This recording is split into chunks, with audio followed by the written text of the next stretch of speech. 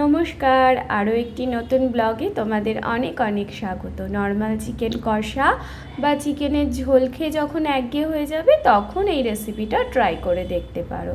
এর জন্য ম্যারিনেট করা চিকেনটাকে পেস্ট করে নিয়েছি, আর তার মধ্যে অ্যাড করেছি কুচনো পেঁয়াজ, ধনেপাতা, রসুন আর লঙ্কা। চিকেনটা কী দিয়ে ম্যারিনেট করেছি সেটা কিন্তু তোমরা ঠিক এর আগে আমি একটা ভিডিও আপলোড করেছি চিকেন বার্গারের, সেই ভিডিওটাতেই দেখলে পেয়ে যাবে সেম ম্যারিনেশন।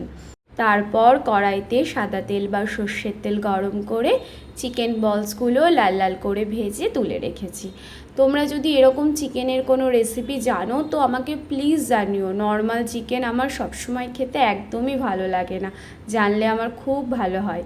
তারপর মিক্সিং বোলের মধ্যে পেঁয়াজ, রসুন, আদা, লঙ্কা, রসুনটা একটু বেশি দিয়েছি, এগুলো পেস্ট বানিয়ে ভেজে নেব। আর অ্যাড করব রেগুলার মশলা, জিরে, ধনে, গোটা গরম মশলা, গোলমরিচ, এগুলোই ভালো করে ফাইন পেস্ট করে সেই মশলাটা কড়াইতে ঢেলে দেবো। আর অ্যাড করব হলুদ আর একটু টমেটো সস।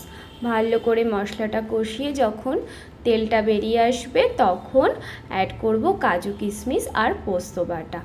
এর মধ্যে একটু ফ্রেশ ক্রিমও দিতে পারো। লাস্টে একটু গরম জল দিয়ে টকবক করে যখন ফুটবে তখন কিন্তু ওই চিকেন বলসগুলো অ্যাড করে দেবো। তারপর একটু নেড়ে চেড়ে বেশ কিছুক্ষণ ঢাকা দিয়ে রাখবো। ওপর থেকে ধনেপাতা কুচি ছিটিয়ে নিজের পছন্দ মতো গার্নিশিং করে তোমরা এটা কিন্তু ভাত, রুটি যা কিছুর সাথেই সার্ভ করতে পারো। খুব মজার খেতে হয়, আমি ভাতের সাথেই খেয়েছিলাম আর খুব সুন্দর লেগেছে আমার খেতে। তোমরা জানিও আমাকে কেমন লাগলো। এখন তাহলে আমি আসি, টাটা।